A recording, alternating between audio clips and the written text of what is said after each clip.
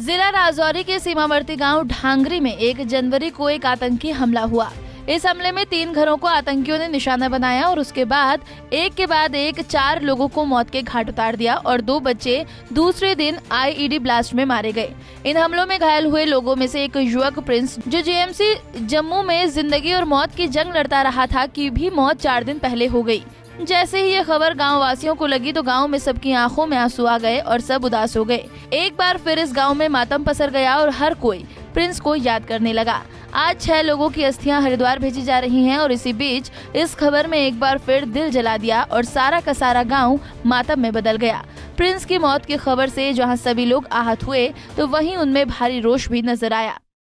Announce किया जाता है कि उसकी डेथ हो गई है, जबकि वो पिछले 3 दिनों से हमें ऐसा लग रहा है कि उनकी प्रेस कॉन्फ्रेंस को देखते हुए कि वो डेथ उसकी 3 दिन पहले ही हो गई थी। बड़ा दुखित कि जो 4 तो मिलिटेंटों ने हमारे जो बंदे जो है मरे थे उनके हाथों में, लेकिन जो 3 जो बच्चे मरे हैं, एक विहान, एक समीक्षा और एक प्रिंस, इसकी रिस्पॉन्सिबिलिटी जो है फिक्स की जाए। जो लोग भी इसमें शामिल हैं, कसूरवार हैं। आईडी ब्लास्ट होती है, रात को 7 बजे यहाँ पर इंसिडेंट होता है और सुबह 10:05 पर यहाँ पे आईडी ब्लास्ट होता है और उस ब्लास्ट में हमारे 2 बच्चे जो है उसी टाइम जो है उनकी डेथ हो जाती है और बाकी जो है वो भी इंजर्ड हैं। हो सकता है कि सुनने में आया तो वो भी क्रिटिकल कंडीशन में है।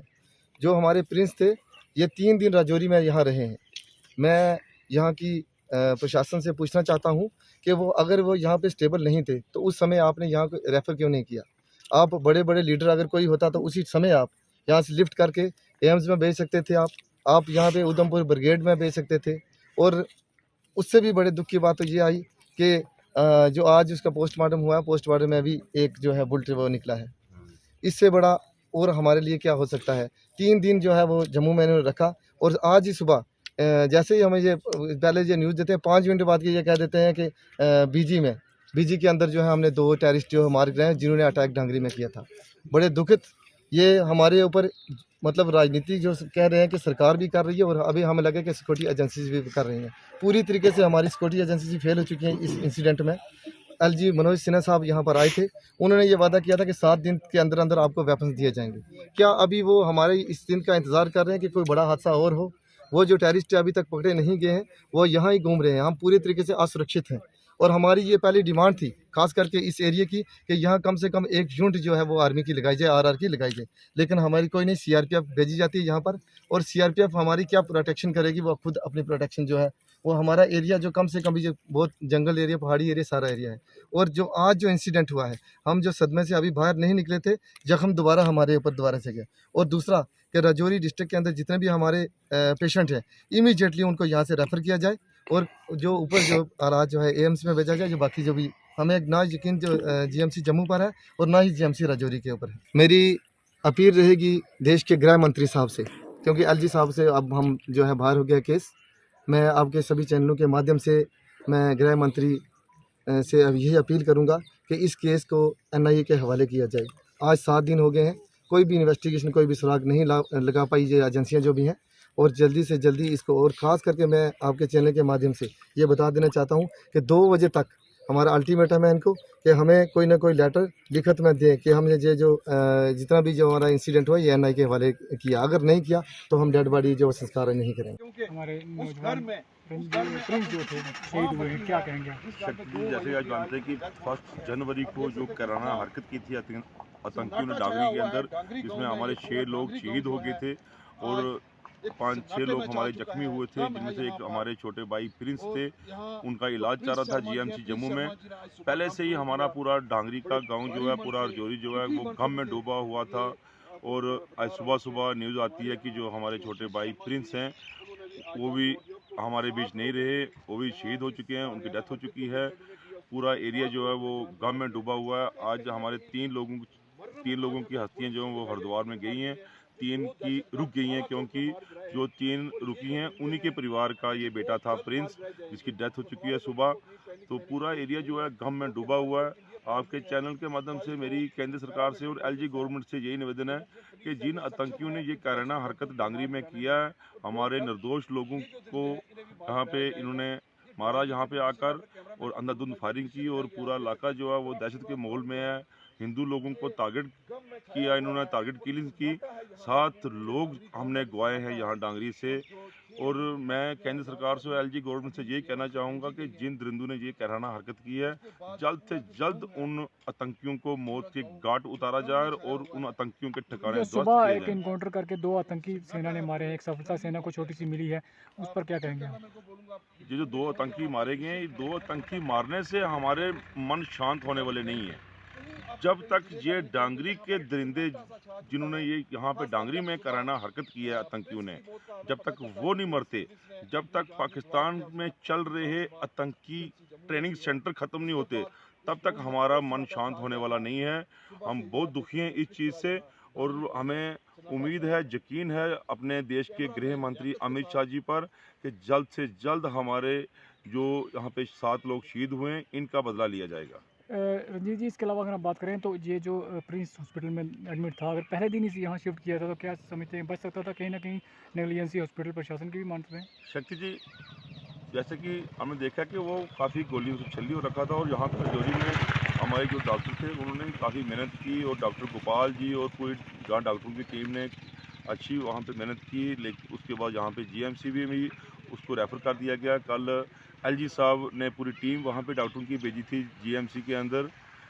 हमारे छोटे भाई प्रिंस ने खूब जंग लड़ी मौत से, लेकिन हमारे बीच आज वो नहीं रहे। वहीं इस दौरान सांसद जुगल किशोर से भी मीडिया ने तीखे सवाल किए, जिसका जवाब उन्होंने दिया। साथ ही सुनिए ढांगरी आतंकी हमलों और प्रिंस की मौत पर उन्होंने क्या कहा। कहीं ना कोई कमजोरी तो रही ही होगी, लेकिन हॉस्पिटल में भी जो टीम लगी थी उसने अपने से तो भरपूर प्रयास किया ही होगा, लेकिन अगर समय रहते ही इस प्रिंस को भी शिफ्ट किया गया होता तो शायद आज इसकी मौत नहीं हुई होगी, ये बच भी गया होता। लेकिन जो डॉक्टर इलाज कर रहे थे उन्हें ये विश्वास था कि हम इसको बचा लेंगे, हमने इसे बचा लिया है, ऑपरेशन कामयाब कर लिया है। लापरवाहियों की बात करें, 2 तारीख को एक बड़ी लापरवाही होती है क्योंकि सैनिटाइज किए बिना इस इलाके को ओपन कर दिया जाता है। एक धमाका होता है जिसमें मजीद 2 बच्चे अपनी जानें गंवाते हैं। उसके बाद हम देख रहे हैं कि लगातार लोगों की तरफ से जो मांग कही जा रही हैं उनको पूरा नहीं किया जा रहा, बल्कि उन पर सिर्फ सियासत खेली जा रही है। आज भी जिस तरह लोगों के अंदर आज भी गुस्सा है, दोबारा लोगों के अंदर है कि अगर NIA को केस नहीं दिया जाता, इसका अंतिम संस्कार नहीं किया जाएगा। शर्मा साहब, ये वक्त है सियासत का या लोगों को इंसाफ दिलाने का वक्त? इस समय हम सबको इकट्ठे होकर जहाँ जो शहादतें हुई उनके परिवार वालों को संवेदना देने का वक्त है और इस जंग और इस युद्ध को इकट्ठे होकर लड़ने का समय है। रही जो नाराज़गी आपकी, आप कह रहे हैं कि भी लोगों में निराशा है, ये बिल्कुल सही है। लोगों में निराशा तो होगी ही। जिनके घर से एक व्यक्ति चला जाता है, यहाँ तो शीशे साथ साथ एक ही परिवार से लोग जो हैं उनकी शहादतें हुई है, लोगों में रोष है और स्वाभाविक भी है। MP साहब, LG साहब ने यहाँ आश्वासन दिया था कि इलाज में कोई कमी नहीं होगी, फिर उनके आश्वासन के बाद भी क्यों कमी हुई इलाज में? नहीं, प्रशासन की तरफ से कहीं कोई कमी नहीं रही, लेकिन जो लोग इलाज कर रहे थे उन्होंने भी कहा कि हमने भी भरपूर प्रयास किया है लेकिन नहीं बचा सके। सर, आज जब उनका पोस्टमार्टम होता है तो उनके अंदर से एक बुलेट जो है वो उनके अंदर से निकलता है। बुलेट निकलता है। इस विषय पर तो मुझे ज़्यादा जानकारी नहीं है, लेकिन अगर बुलेट शरीर के अंदर था तो उसकी जानकारी जो है वो रहनी चाहिए थी डॉक्टरों को भी। तुरंत क्या कार्रवाई होगी, क्या आश्वासन देंगे? समय रहते उसको निकाल भी लेना चाहिए। शर्मा साहब, अब लोगों की तरफ से ये कहा जा रहा है कि जब तक NIA को केस दे के रिटर्न में नहीं दिया जाएगा, इसका अंतिम संस्कार नहीं किया जाएगा, क्योंकि ये गाँव एक ऐसा गाँव है जहाँ हर रोज़ इस तरह की अब खबरें आनी शुरू हुई। 1 तारीख के बाद ये 7वां बच्चा है जिसने जान गंवाई है। ये इसलिए आ रहा है कि लोगों में एक रोष है। लोगों को लगता है कि भाई शायद अभी तक जो लोग इसमें इन्वॉल्व थे उनको पकड़ा नहीं गया और जिन्होंने इस वारदात को अंजाम दिया है वो मिलिटेंट भी आज तक पकड़े नहीं गए। वो कहाँ ठहरे थे, उन्हें खाना किसने खिलाया था, वो किस रास्ते आए थे, उन्हें रास्ता किसने दिखाया था, इस सब पर पुलिस कार्रवाई जो है वो कर रही है। सर इन अब लोगों जो की मांग हो रही है यहाँ की information आर्मी की है, पोस्ट लगाई गई। फिर मतलब एक आखिरी क्वेश्चन आपसे, आप कह रहे हैं जम्मू कश्मीर में आपकी सरकार की तरफ से दावा किया जा रहा है जम्मू कश्मीर के अंदर मिलिटेंसी खत्म हो चुकी है, सिर्फ कश्मीर की तरफ तवज्जो दी गई, हमारा पीर पंचाल रेंज या जम्मू रेंज छोड़ा गया जिस कारण इतना बड़ा हादसा हुआ। हालांकि आपकी गवर्नमेंट को ये चीज़ें पता थी क्योंकि जम्मू के अंदर बहुत सारे हादसे इससे पहले हो चुके थे, मिलिटेंटों को मारा गया, उसके बाद इन इलाकों को नज़रअंदाज किया गया, यहाँ के लोगों की गन्ने वापस ली गई, जिस कारण 1997 के बाद दोबारा इस तरह का बड़ा हादसा इन लोगों ने देखा। देखिए इसमें कोई दो राय नहीं है कि कहीं ना कहीं कोई कमी रही है, तभी तो मिलिटेंट जहाँ तक पहुँच गए हैं।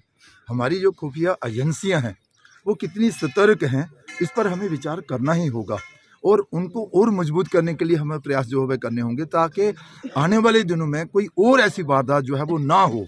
रही बात लोगों की रोष, वो स्वाभाविक है, लोग तो चाहेंगे कि भाई इसकी इन्वेस्टिगेशन जो है वो NIA के द्वारा की जाए, कारण कि अभी तक यहाँ पर वो कामयाबी नहीं मिल पाई है जिसकी हम सब आशा कर रहे थे।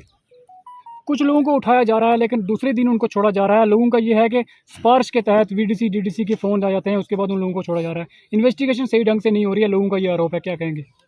देखो लोग तो अपनी शंकाएं जाहिर कर ही रहे हैं।